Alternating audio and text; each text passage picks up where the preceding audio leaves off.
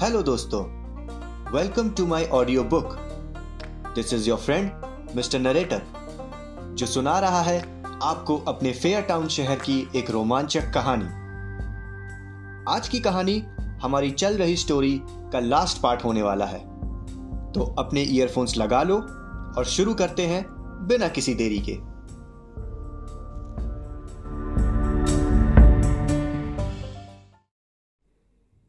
इस कहानी में अब तक आपने सुना, आर्यन और तानिया को आइलैंड से लौटने पर ओबेरॉय फैमिली से हेल्प मिलती है। इस फैमिली में टोटल 8 मेंबर्स और एक बटलर होता है। जब इस फैमिली के हेड मिस्टर पुरुषोत्तम का मर्डर होता है तब इल्ज़ाम सीधा ऋषभ पर आता है, जिसकी जानवी से उसी दिन शादी हुई थी। ऋषभ आगे कुछ और न कर सके इसलिए उसे स्टोर रूम में बंद कर दिया जाता है, बट फिर भी वो स्टोर रूम से गायब होता है और इसी दौरान मयंक का मर्डर भी हो जाता है। सारे फैमिली मेंबर्स डरे हुए जब हॉल में बैठे रहते हैं तब एक दूसरे को मिस्टर पुरुषोत्तम की मौत का जिम्मेदार मानते हैं और इसी बीच समीर पर भी अटैक होता है। आर्यन जब सारे फैमिली मेंबर्स के रूम में ऋषभ को ढूंढ रहा होता है तब उसे कुछ ऐसी बातें पता चलती हैं जो उसे किलर के और करीब पहुंचा देती है, और वो सारे फैमिली मेंबर्स को रुचि के रूम में बुलाता है ताकि वो सारी सच्चाई सबके सामने ला सके। अब आगे। क्या तुमको पता चल गया कि किलर कौन है? शरद ने आर्यन से पूछा। हाँ, इसमें कौन सी नई बात है? सभी जानते हैं कि वो ऋषभ ही है इन सब मर्डर के पीछे। श्वेता ने बोला। Relax everyone, don't be in such a rush.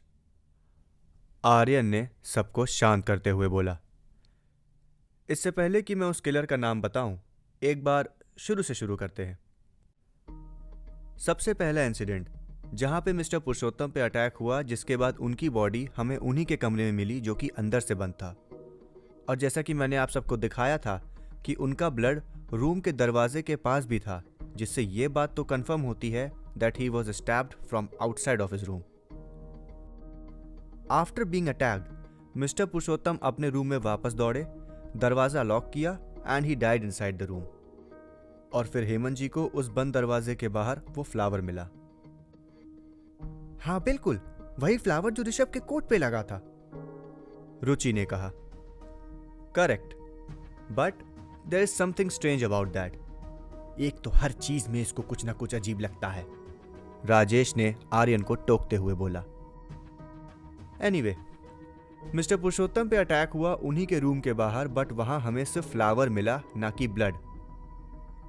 ओ भाई, अभी थोड़ी देर पहले तुम बोल रहे थे ना तुमने हमें वो ब्लड दिखाया, अब कह रहे हो तुम्हें ब्लड नहीं मिला है। मैं उस ब्लड की बात नहीं कर रहा जो मैंने आप सबको दरवाजे के प्लेटफॉर्म पे दिखाया। मैं उस ब्लड की बात कर रहा हूं जो कि दरवाजे के बाहर बिछे कारपेट पे होने चाहिए थे, जहां पे हेमंत जी को वो फ्लावर गिरा हुआ मिला था। नाइस ऑब्जर्वेशन आर्यन, बट ऐसा भी तो हो सकता है कि वो ऋषभ ने ही दरवाजे के बाहर का गिरा हुआ ब्लड साफ कर दिया हो, समीर ने गेस करते हुए बोला। नहीं समीर, मैं ये कह रहा हूं कि वो फ्लावर वहां गिरा जहां से ब्लड को पोंछा गया है। अगर किलर ने भागते वक्त उस फ्लावर को गिराया होता तब बात समझ में आती, क्योंकि तब वहां पे हमें ब्लड भी मिलता, बट किलर ने फ्लोर कारपेट पे लगे ब्लड को अच्छे से साफ किया है, और अगर ये ऋषभ ने किया होता तो he would have noticed that. सीधे शब्दों में कहूं तो वो फ्लावर वहां पे ऑन पर्पस गिराया गया था, जिससे सारा इल्जाम ऋषभ पर ही आए। तो आर्यन, क्या ऋषभ ने दादू को नहीं मारा है? वेट जानवी, मैं उस बात पर भी आऊंगा। अब बात करते हैं दूसरे इंसिडेंट की, जहां पे मयंक का मर्डर हुआ ऑन द डेक। और जितना मैं समझ पाया हूं, ये क्राइम बहुत ही हड़बड़ी में किया गया है, बिकॉज इसमें वो फ्लावर या वो एमसीबी ब्रेकडाउन जैसी कोई ट्रिक यूज नहीं की गई। अगर ये तीनों अटैक एक ही शख्स ने किए हैं तो इस दूसरे इंसिडेंट में ये बात तो कंफर्म है कि किलर का मयंक को मारने का कोई इरादा नहीं था। तो अब सवाल ये उठता है कि मयंक को मारा ही क्यों गया, और इस सवाल का जवाब इस ब्रीफ केस में है। ये तो मेरे नाइफ सेट का ब्रीफ केस है, शरद ने बोला। पर मैंने मयंक को नहीं मारा। रिलैक्स मिस्टर शरद, मैं उस बात पर भी आऊंगा। फिलहाल आप सब इस नाइफ सेट को देखिए। और मिस्टर शरद, आप बताइए कि आप क्या ऑब्जर्व कर रहे हैं? यही कि इसमें टोटल 6 नाइफ होते हैं और 2 मिसिंग है। बिंगो, जिसमें से एक नाइफ हमें तब मिला जब समीर पे अटैक हुआ। But where is the other one? इस सवाल का जवाब देने से पहले मैं आप सबको उन 2 आवाज़ों के बारे में बताता हूं जो मैंने मयंक के मरने से कुछ मिनट पहले सुनी थी। One sound was like a third, जो कि तब हुआ जब मयंक पे उस पाइप जैसी चीज से अटैक हुआ and he fall down. But उससे पहले एक आवाज ऐसी भी आई थी जैसे पानी में कुछ फेंका गया हो। तो मेरी डिडक्शन के हिसाब से कुछ ऐसा हुआ होगा। वो पहली आवाज उस दूसरे नाइफ को पानी में फेंकने की थी, और अगर मयंक ने उस किलर को ऐसा करते हुए देख लिया था तो जाहिर सी बात है कि किलर अब उसको जिंदा नहीं छोड़ सकता था। पर उस दूसरे इंसिडेंट के बाद से तो ऋषभ भी गायब है ना? राजेश ने सबको याद दिलाया। एकदम सही, बट जिस स्टोर रूम में ऋषभ को बंद किया गया था उसका दरवाजा सिर्फ बाहर से ही खुल सकता था, और ऋषभ का खुद से वो स्टोर रूम अनलॉक कर पाना वॉज इम्पॉसिबल। तो फिर दरवाजा खोला किसने? शरद ने पूछा। Of course the killer. Mayank's murder was unplanned, और ऊपर से ये तब हुआ जब ऋषभ स्टोर रूम में बंद था। उस किलर ने बहुत मेहनत करी थी ऋषभ को सस्पेक्ट बनाने में, पर इस इंसिडेंट के बाद Rishabh would actually B proven innocent. इसलिए किलर ने स्टोर रूम का लॉक खोल दिया ताकि ऋषभ वहां से भागे और इल्जाम उसी पे बना रहे। अरे अगर ऐसा ही है तो फिर वो ऋषभ भागा ही क्यों? श्वेता ने चिल्लाते हुए पूछा।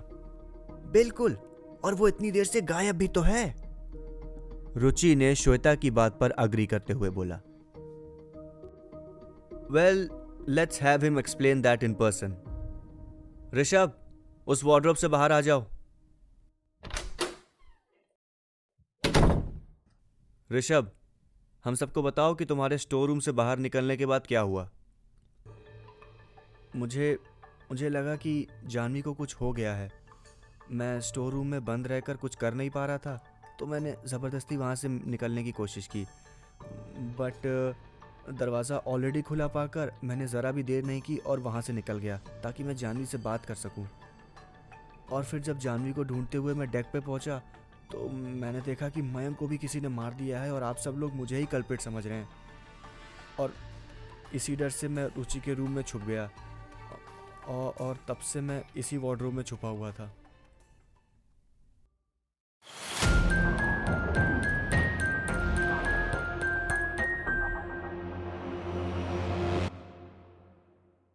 तो इसका मतलब समीर पर जिसने अटैक किया वही किलर है, तान्या ने सबको बताया। मेरे बेटे के साथ ऐसा किसने किया? श्वेता चिल्लाई। समीर पर अटैक इसलिए हुआ बिकॉज उस किलर ने एक बड़ी गलती कर दी थी। कैसी गलती? उस स्टोर रूम का लॉक खोलने की गलती जिसमें ऋषभ बंद था। किलर ने पूरी प्लानिंग करके ये सारा ब्लेम ऋषभ पर डालना चाहा, बट मयंक के मर्डर के बाद हम सब ऐसा सोचने लगे कि ऋषभ तो स्टोर रूम में बंद है, तो हो सकता है कि ऋषभ का कोई साथी भी इन सब में शामिल है। एंड द किलर, जो कि अब तक सेफ था, उसे लगने लगा कि कहीं शक उस पर भी ना आ जाए, तो उसने घबराकर ऐसा प्लान बनाया जिसके एग्जीक्यूट होने के बाद उस पर कोई भी शक किसी कीमत पे ना करे। और प्लान था वो थर्ड इंसिडेंट, जब बाथरूम में समीर पर अटैक हुआ। पर इस थर्ड इंसिडेंट के बाद उस किलर ने अपने ही पैरों में कुल्हाड़ी मार ली। आप सबको याद होगा कि क्रूज की लाइट जाने पर किसी को कुछ दिखाई नहीं दे रहा था, और जाहिर सी बात है समीर पर अटैक करने वाला भी उसको क्लियरली नहीं देख सकता था, बट उसने फिर भी समीर पर एक ही बार में एकदम सही जगह अटैक किया। और यही नहीं, अटैक करने के बाद अपना वेपन वहीं छोड़ के भाग गया। बट गौर करने वाली बात यह है कि किलर ने पहले 2 मर्डर करने पर अपना वेपन वहां नहीं छोड़ा, तो इस बार ऐसा क्यों नहीं किया? Oh sorry, let me correct my self. इस बार वो किलर ऐसा कर ही नहीं सकता था, और वो इसलिए because his leg was injured and he couldn't move.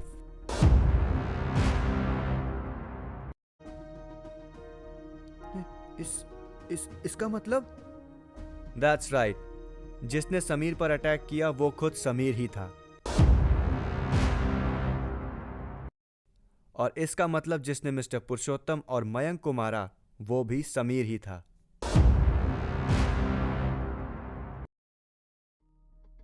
What? नहीं आर्यन, समीर ऐसा नहीं कर सकता। माना उसकी दादू से नहीं बनती, बट वो ऐसा काम नहीं करेगा। जानवी ने बोला। I am sorry Janvi, I know तुम्हें इस बात पर यकीन नहीं हो रहा है, बट समीर ने ही वो कैंडल की हेल्प से ब्लैकआउट किया because he didn't want to describe the attacker. अगर उस टाइम समीर ने ऋषभ का नाम लिया होता तो जाहिर है कि ऋषभ के बेगुनाह साबित होने पर पहला शक खुद समीर पर ही जाता। ए लड़के, राजेश ने गुस्से में कहा। तुम्हारी इन बकवास बातों का कोई सबूत है या यूं ही मेरे बेटे पर इल्जाम लगाए जा रहे हो? ये रहा वो सबूत। ये क्या चीज है? ये वही ब्रेड का टुकड़ा है जो मिस्टर पुरुषोत्तम की बॉडी के पास मुझे मिला था। समीर एक आर्टिस्ट है और इस काम में ब्रेड पीसेस यूज किए जाते हैं as an eraser while making sketches, और ऐसा करने पर वही ब्रेड के टुकड़े इन आर्टिस्ट के कफ्स पर गिर जाते हैं। और यही ब्रेड का टुकड़ा समीर के कफ से गिरा जब उसने मिस्टर पुरुषोत्तम पर अटैक किया। और इस टुकड़े पर थोड़ा सा चारकोल भी लगा हुआ है, तो इसमें कोई शक नहीं कि यह समीर के पास से ही गिरा है। पर समीर ऐसा क्यों करेगा? शरद ने पूछा। उसके पास तो कोई वजह भी नहीं है ऐसा करने की। जब सारे फैक्ट समीर की तरफ इशारा कर रहे थे तो मैं भी सोचने पड़ गया कि समीर के पास मिस्टर पुरुषोत्तम को मारने का कोई रीजन दिख नहीं रहा है, और फिर मुझे उसी के रूम में ये मिला। ये तो बस उसकी स्केचबुक है। एक स्केचबुक की वजह से समीर अपने नाना को थोड़ी मारेगा। Mister Sharad, I am not talking about the sketchbook, I am talking about the sketches. अरे ये सिर्फ स्केचेस ही तो। एक मिनट, ये सारी स्केचेस तो नहीं। समीर ने चिल्लाते हुए स्केचबुक शरद के हाथों से छीन ली। ये तो सारी स्केचेस जानवी की हैं। मतलब? That's right, Sameer is in love with Janvi. और मुझे हेमंत जी से पता चला कि तुम पहले मिस्टर पुरुषोत्तम के पास भी गए थे, since you couldn't tell Janvi about how you feel. हाँ, ये सही है। मैंने उनसे कहा कि मेरी शादी जानवी से करवा दें। I love her so much, but उन्होंने इस बात पर जरा भी ध्यान नहीं दिया और ऊपर से मुझसे कहा कि जानवी उनके लिए उनकी पूरी दुनिया है और वो किसी भी कीमत पर अपनी दुनिया मुझे नहीं देंगे। और इतना ही नहीं, ऋषभ की सच्चाई जानने के बाद भी उन्होंने मेरी आंखों के सामने जानवी से उसकी शादी करा दी। मैंने उम्मीद छोड़ दी थी, और फिर बस जानवी के जाने से पहले मैं जब उसकी लास्ट स्केच कल डेक पर बना रहा था तब उन्होंने कहा, ऐसे सपने देखना छोड़ दो जो कभी पूरे नहीं होने वाले। तब मैंने डिसाइड कर लिया कि दोनों को सबक सिखाऊंगा।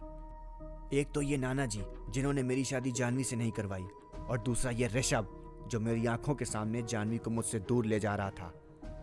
इसलिए उन्हें मारकर मैंने ऋषभ को हर तरह से फंसा दिया, और ऐसा करने का मुझे कोई अफसोस नहीं है। Sameer, if only you could have understood that love is not what you say but love is what you do, तो शायद तुमने इतना बड़ा क्राइम कभी ना किया होता। तुम्हारी लाइफ से जानवी जरूर जा रही थी, but if you are on your right mind तो शायद आगे तुम्हारी लाइफ में कोई तुम्हारे लिए भी आती।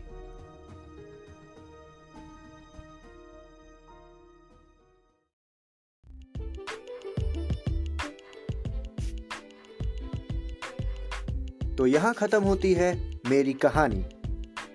आई hope you enjoyed the whole story. This is your friend mister N saying you goodbye. I'll be back with the new story very soon.